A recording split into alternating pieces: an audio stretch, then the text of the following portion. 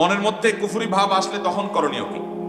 অনেক যুবক ভাইরাই প্রশ্ন করেন যে মনের মধ্যে আল্লাহ সম্পর্কে বাজে চিন্তা আসে, খারাপ চিন্তা আসে, নোংরা চিন্তা আসে, কুফরি চিন্তা আসে। মনের মধ্যে যদি বাজে চিন্তা আসে তাহলে সেক্ষেত্রে সর্বপ্রথম কাজ হলো খুশি হওয়া।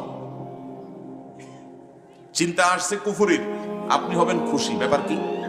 খুশি হবেন এই জন্য যে আপনার ঘরের সম্পদ আছে, এটা বোঝা গেছে, আপনার মধ্যে ঈমান আছে, এটা বোঝা গেছে, যার কারণে শয়তান আপনার মনের ভিতরে বাজে চিন্তা ঢুকাচ্ছে।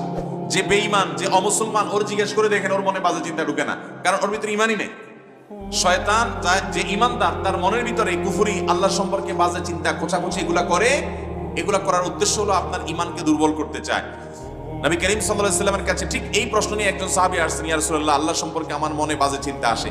তখন নবী করিম সাল্লাল্লাহু আলাইহি ওয়াসাল্লাম বলেছেন, দাকা নাফসুল ঈমান। আরে আল্লাহ সম্পর্কে বাজে চিন্তা আসছে আর তুমি সেজন্য অস্থির হয়ে গেছো, এটাই তো প্রমাণ করতে